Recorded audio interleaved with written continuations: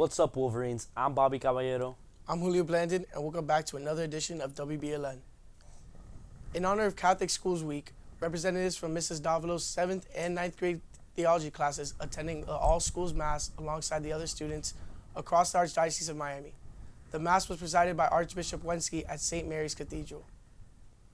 Yesterday, 5 students from St. Ignatius High School in Taiwan arrived in Miami as part of our annual foreign exchange program.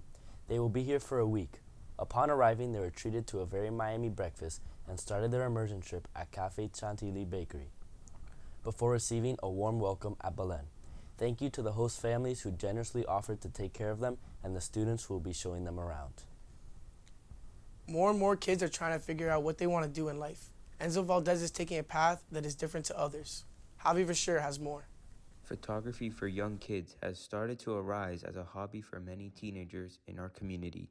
There's one that stands out here at Belen. His name is Enzo Valdez, also known as E-Money Flicks. What led me to start photography is that I've always really been into photography. I just never really had the chance to do it. I always had basketball or stuff going on. But now, as of recently, I found the time for it, and it's just something that I like doing now. Mainly just sports, that's really what I specialize in. But I also do scenic shots of landscapes and other things like that. I've always been into multimedia and digital media, stuff like that.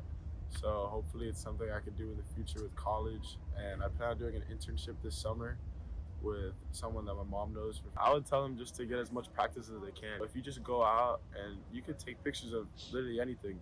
Go outside, take pictures of the trees, take pictures of your car, anything like that, just to get used to how the camera feels and how to get proper pictures. Photography for teenagers can be very helpful in the sense for college resumes and internships. For WBLN, I'm Javi Versher. On Saturday, Belen hosted our annual culinary extravaganza. Johnny Barturin brings us more. One of the premier community building events at Belen, prepared by the staff and parents, is the culinary extravaganza, an event that's been going on for decades and continues to get bigger and bigger every year. I am the community events director, so the tombola completely falls under me. And basically what I have to do is decide, what theme we're gonna pick for the year. I thought it would be kind of fun to go take it back a little bit, to the 70s and the 80s and do a disco theme. So we brought out Waldo as our John Travolta, which he did an amazing job. So he's kind of been the highlight of this whole entire event. So basically what happens once we do that is I have a team of advisors. I have a chairperson, which is Ms. Barturen. We have Melissa Moya. We have Michelle Menendez. So we work together in finding the restaurants that want to participate. We were very lucky that so many restaurants decided this year that they wanted to be a part of it. We had over 50 restaurants. Usually we have about 25, 30 at the most.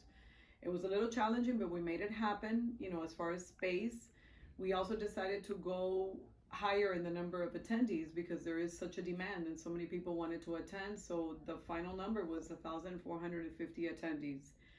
After we do that, then basically it's just taking that theme and making magic out of it and making it work and transforming the school into a very successful event like the one that we had. So this event for, I want to say maybe 30 years it's really called the kickoff to the Tombola weekend. Last year, I thought maybe it would be nice to change it and make it the kickoff to the week. So we decided to go a week before, and it just sets the tone for the rest of the week, as we prepare for the actual event this weekend for the Tombola. So it was the kickoff event the same Friday, and now the new tradition will be that it will start the week, the Saturday before the actual Tombola begins. For WBLN, I'm Jonathan Barturin. There are signs that Iranian leaders are nervous about some of the actions of its proxy groups in Iraq, Syria, and Yemen, and may pursue a collaborated approach to avoid sparking an all-out war with the United States. That's according to multiple people familiar with U.S. intelligence. Iran has long funded, equipped, and trained its proxy militias in the region, with the goal of attacking Americans.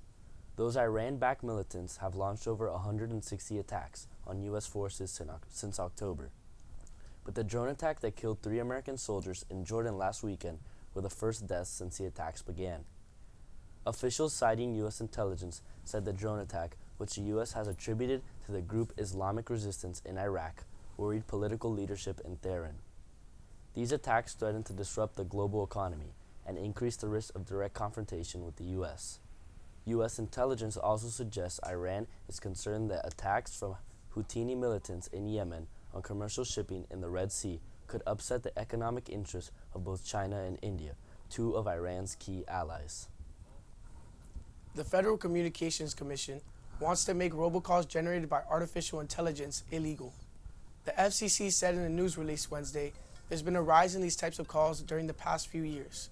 The agency has proposed the Telephone Consumer Protection Act include voice cloning technology used in common robocall scams, targeting consumers illegal. The FCC's announcement comes after a robocall with an AI voice resembling President Joe Biden recently targeted thousands of New Hampshire voters. The FCC said in the release, AI technology now has the potential to confuse consumers with misinformation by imitating voices of celebrities, political candidates, and family members.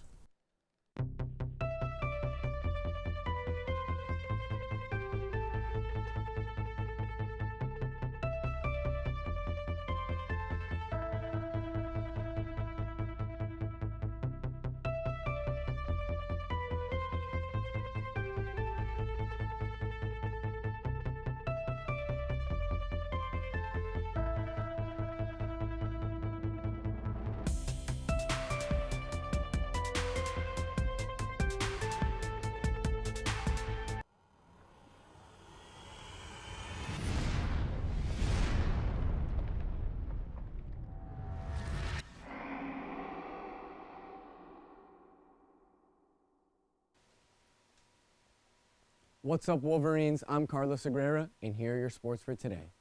Yesterday afternoon, your Belen Jesuit wrestling team took on Heritage High for their senior night. Senior David Torres won his match by pin, but the team came up short.